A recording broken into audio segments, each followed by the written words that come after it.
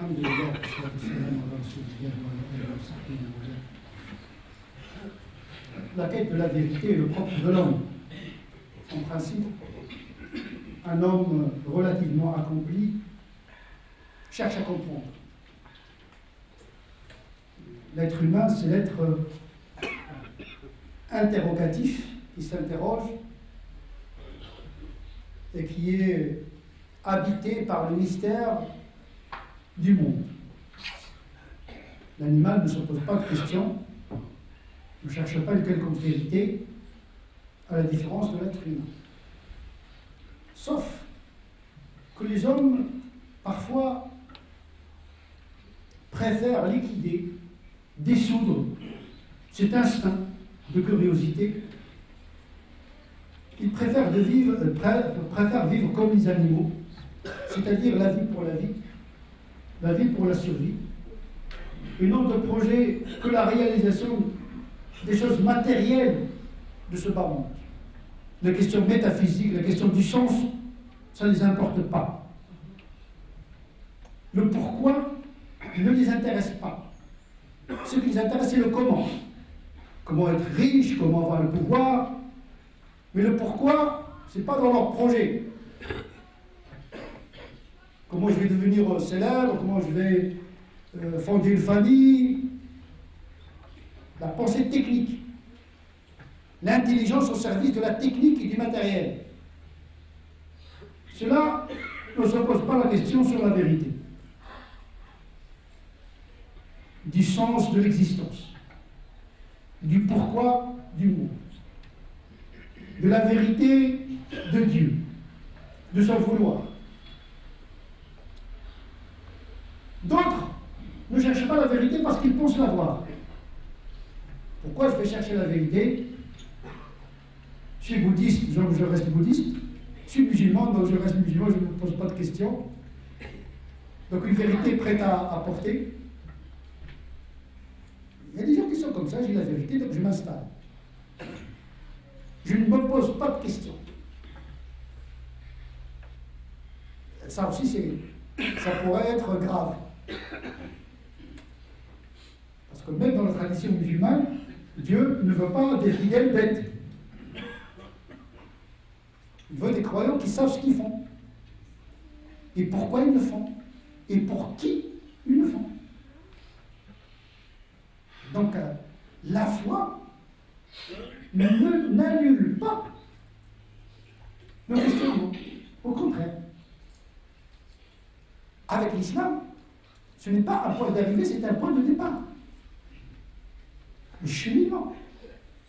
La quête. La quête intellectuelle, la quête mystique, la quête de cherche.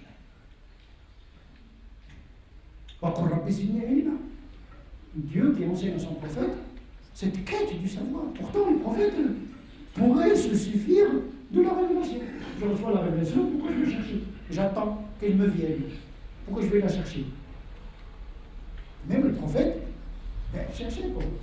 Parfois, il se trompait. Le Coran le rectifiait. C'est tout à fait normal et naturel qu'un être humain cherche la vérité. D'autres ne veulent pas chercher la vérité pour des raisons d'empêchement. Ils sont empêchés d'accéder à la vérité. L'empêchement, il peut être cognitif, sont limités dans leur intelligence. Ceux-là sont excusés. Là, il faut avoir le seul. Et là, il a essayé de comprendre les religions, de comprendre où est-ce qu'il est la vérité dans tout ça. Il n'est pas né musulman, il n'a pas la foi, etc. Donc il cherche, il n'a pas trouvé. Celui-là, son statut particulier. Il n'est pas responsable. Il n'a pas châtié un peuple tant que celui-ci n'a pas reçu la vérité à travers un prophète et des miracles. Mais nous, on n'est pas des prophètes. Il ne faut pas prendre la place du prophète, celui qui ne croit pas en nous. Donc c'est un kafir dans le sens qu'il est exposé au châtiment. Non, on ne sait pas. Peut-être parce qu'on n'expose pas bien l'information. L'empêchement est dans l'émetteur, parfois. Elle est dans le récepteur, souvent. Donc il y a des empêchements qui sont en dehors de la volonté de la personne en question. Par contre, il y a des empêchements volontaires. Le premier, c'est la suffisance et l'orgueil. J'ai la vérité, donc je me contente et je me suffis à moi-même. L'autre qui me parle, je le considère comme moins que rien. C'est le cas de Quraysh. Ce qu'a empêché les polythéistes de l'époque du prophète, c'est l'orgueil, tout simplement, et la jalousie.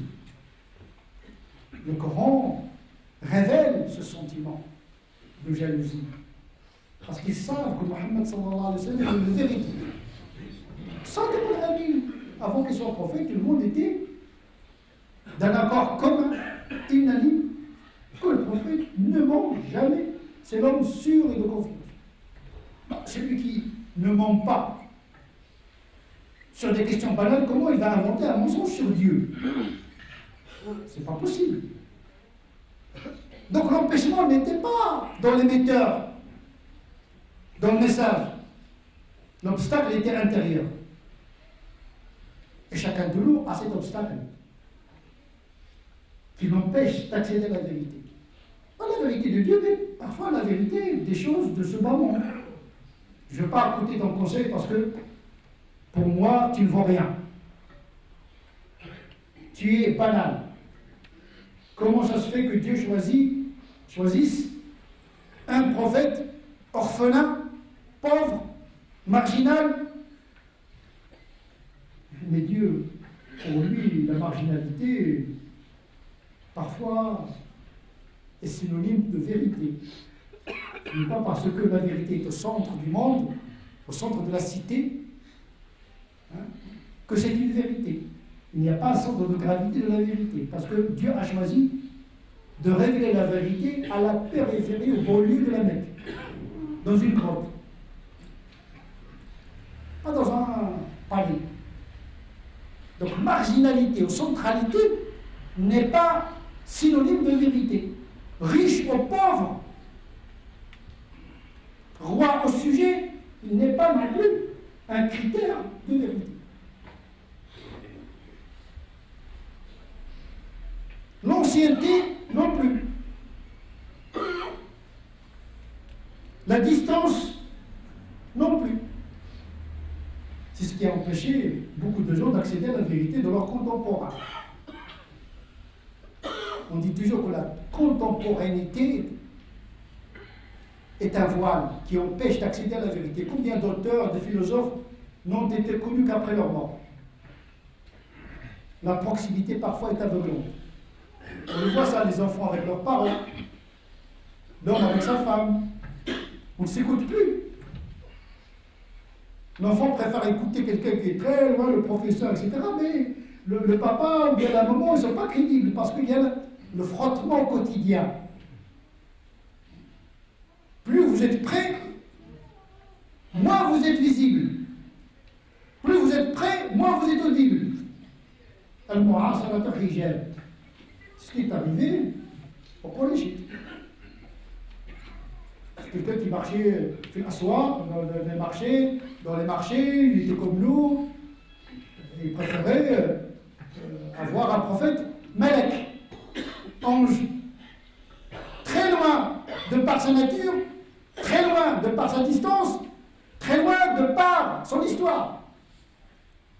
Comme si la vérité est proportionnelle à la distance,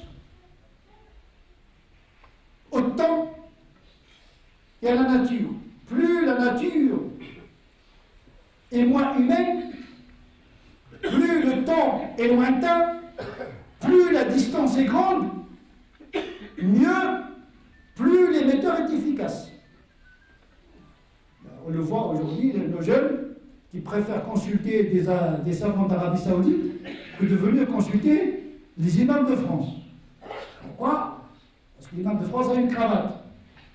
Non, il doit avoir une gandora, différent complètement, ne maîtrise pas le français, parce que parler français, c'est antinomique à la religion, parce que la vérité ne peut pas être française, ne peut pas être anglaise. Il doit être arabe, mais arabe, bédouin, du désert, avec une bandora, etc., etc. Donc là, on a des conditions psychologiques de validité de la vérité. Donc il préfère poser la question à quelqu'un qui ne connaît pas le français, par l'intermédiaire d'un traducteur, ce qui donne l'efficacité de la fatwa. Vous avez dit moufti ici en France, pourquoi chercher le bon Dieu loin? Tout près. C'est plus chose de l'exotisme. Plus la chose est lointaine, plus elle est ancienne. C'est-à-dire que la vérité est déjà dite. Puisque le Coran est ancien, et les madhhabs sont anciennes, il n'y a plus rien à dire. C'est dans les contemporains aujourd'hui, les savants d'aujourd'hui, ils n'ont rien à dire. Pour être crédible, il faut que tu dises Abu Hanifa a dit, Shafi'i a dit, Al-Ash'ari a dit. Mais quand un savant dit moi je dis, mais qui es-tu? Qui es-tu? Tu dois toujours te référer à quelque chose, à une pensée très ancienne.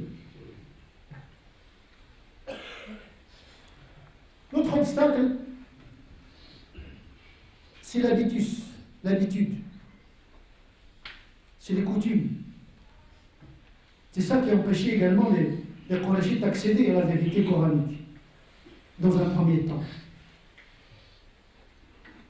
Nous, on ne fait que suivre nos parents. Les anciens ont raison. Mohammed, toi tu apportes, sallallahu alayhi wa sallam, tu apportes quelque chose de bizarre, de nouveau. Ça veut dire que la vérité ne doit pas être nouvelle. Il y a beaucoup de musulmans, dès qu'on leur propose une lecture de l'islam, ils disent qu'est-ce que c'est ce truc-là? On n'a jamais entendu ça. Une nouvelle religion, qu'est-ce que c'est l'islam de France? Qu'est-ce que c'est l'islam moderne? Qu'est-ce que c'est ce truc-là? Non, on va l'islam de quoi? C'est même pas midi, moi. Le jeune aujourd'hui, quand il jure, je jure sur le Coran de la Mecque. Pas de midi, que ça soit de la Mecque. Plus c'est loin, plus c'est exotique, mieux c'est. Mais la vérité est là. Il est là. Il s'exprime en français, en anglais, toutes les langues. À travers des gens datés, situés. Donc il ne faut pas que l'habitude des parents, etc., accéder à Dieu à travers une doctrine qui devient un dogme, c'est-à-dire la doctrine qui se substitue à la religion. Ça aussi, ça empêche les gens d'accéder à la vérité. Le droit, la charia, l'éthique, les fatwas. Tant qu'on ressasse ce qui est passé, on ne peut pas répondre aux questions d'aujourd'hui. Parce que le droit classique a répondu à des questions médiévales. Aujourd'hui, nous sommes imbriqués, intriqués. On est des minorités, il y a des minorités dans le monde musulman, le monde est mondialisé, le virtuel nous habite tous. Nos maisons sont habitées par le monde. Vous avez des enfants qui sont connectés dans le monde entier. Un qui est connecté en Chine, l'autre il est connecté en Arabie Saoudite, l'autre... Tu as le monde chez toi. Des familles mondes, comme les sociétés mondes, le quartier monde, c'est-à-dire la théorie fractale. Le monde est dans le quartier. Comment vivre cette nouvelle religiosité musulmane à la lumière de notre monde, en répétant ce que les gens ont dit à un moment donné? Ça aussi, il faut être prêt à écouter autre chose. Toujours la musique classique, maintenant vous passez à autre chose. Non. Ah, parce qu'on a la nostalgie de la musique qu'on a écoutée dans notre enfance. Parce que c'est comme ça. On a toujours la nostalgie de ce qui est passé, les parfums de notre enfance, la religion de notre enfance, tout ce qui est notre enfance ne marque à jamais. Mais non. Le propre de l'homme, c'est d'évoluer. Le Coran lui-même, il y a le Coran de la Mecque, le Coran de Médine. Pourtant, c'est le même Coran. Dès que le temps évolue, l'espace change, eh bien, le discours également doit changer. Le Coran nous a donné cette légitimité. C'est un procédé divin. Que de renouveler. La religion est nouvelle tout le temps. Tout le temps. La prière doit être renouvelée tout le temps. Le discours sur Dieu doit être renouvelé tout le temps. Bien sûr, il ne faut pas dire n'importe quoi sur l'islam. On s'entend. Et des gens qui sont comme ça, et voilà, lui-même est en train de diluer l'islam, il veut le moderniser, etc. Mais l'islam, il est moderne, il est par sa nature. Il a participé à la modernité à travers le Moyen-Âge, les mathématiques, la physique, la philosophie, l'Averroès, la sécularisation. C'est un produit de la pensée philosophique et théologique musulmane. Le problème, c'est que les musulmans ne savent pas ni le passé, ni le présent. Ils veulent reproduire quelque chose qu'ils ne savent pas. On a trouvé le parole. Même l'histoire, ils ne la connaissent pas. Ils vont renouveler quoi? Alors que l'ancien ne le connaissent pas. L'orgueil empêche. Il ne faut pas faire de conditions. Parce qu'un homme musulman peut dire la vérité. Le Coran, quand il parle de la reine de Saba, quand il a dit les rois, quand ils entrent dans un territoire, ils sèment la corruption. C'est une parole d'une femme, et une femme même musulmane, à l'époque. Et le Coran de dire, moi, qu'elle est déléguée, il a raison. C'est pas parce que l'autre, il n'est pas musulman, donc il n'a pas la sagesse. La sagesse est universelle, elle n'est pas musulmane.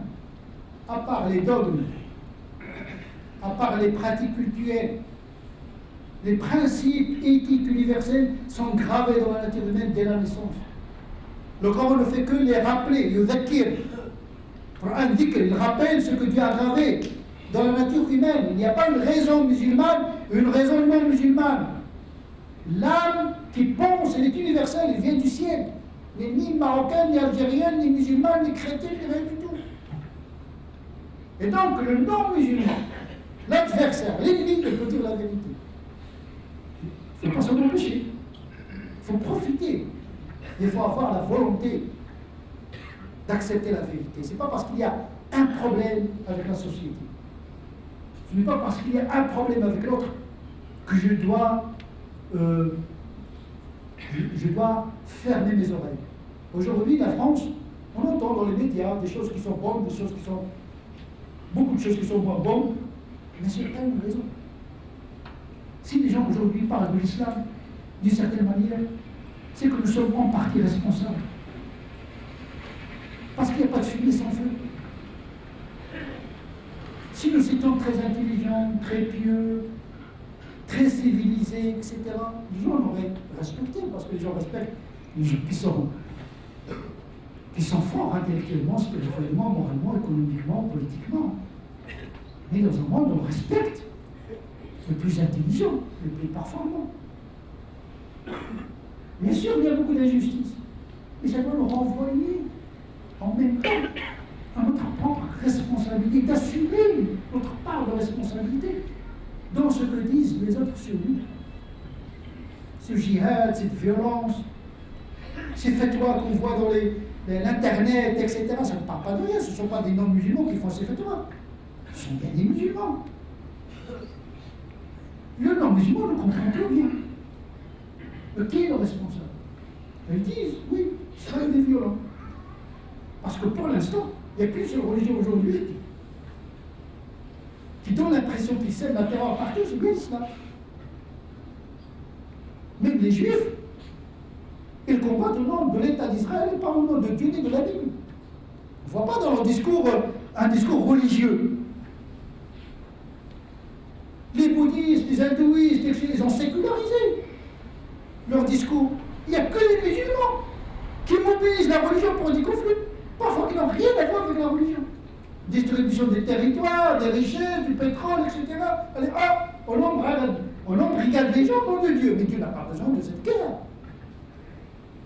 En plus, on peut aboutir à des solutions sans recourir à cette violence inutile qui tue plus de musulmans que de non-musulmans. C'est ça qui est le drame. À qui profite cette violence? Pour l'instant, ce n'est pas à ceux qui déclarent le djihad. Donc il y a de la vérité qui est dite autour de nous. Parce que les gens voient de l'extérieur des aberrations que nous vivons sans qu'on s'en rende compte. J'ai tout récemment assisté à une émission de France 24 sur l'apostasie. Il y a des musulmans aujourd'hui qui quittent l'islam. au Maroc, en Algérie, etc., et qui deviennent des chrétiens, et des chrétiens prédicateurs. Ils sont en train de revendiquer des droits. Le monde maintenant, ça y est, il y a une intrication. Les musulmans sont en Occident, mais l'Occident il est également chez nous. On oublie ça. Et on a voulu inviter un chef de l'Azhar pour assister avec moi à l'émission. Et l'animatrice, avant qu'il assiste, bon, il voulait savoir qu'est-ce qu'il pense. L'Azhar lui dit, écoute, celui qui change sa religion, il faut le tuer.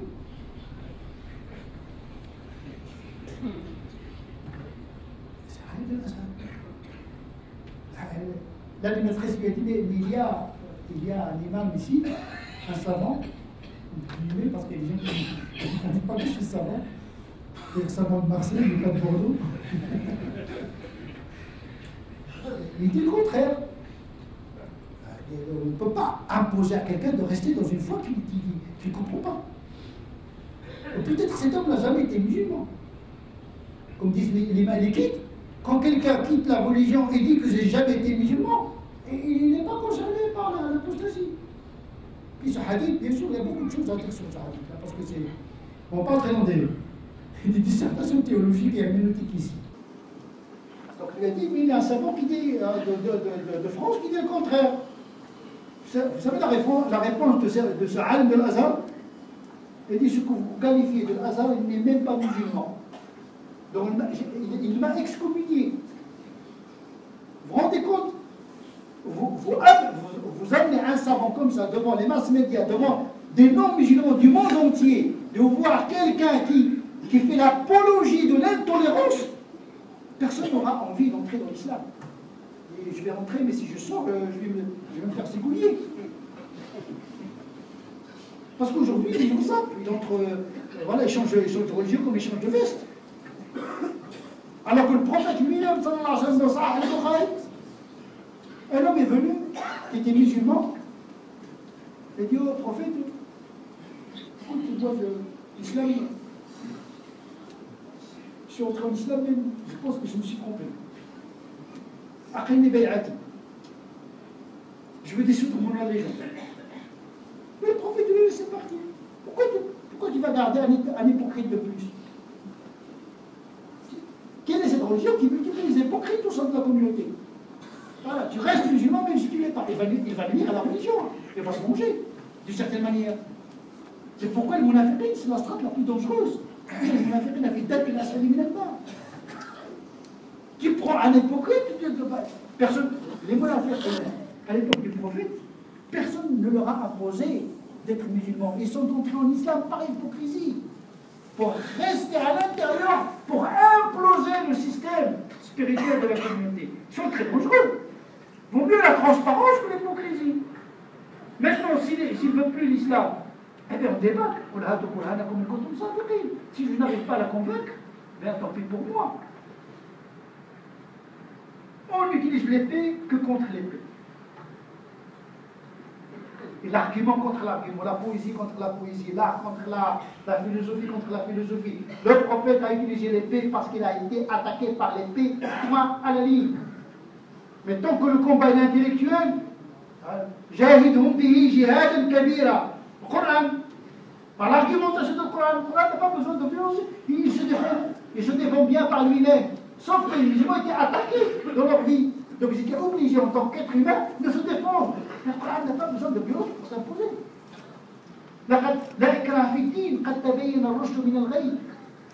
Mais pourquoi on passe à côté du bon sens? نسأل الله عز وجل أن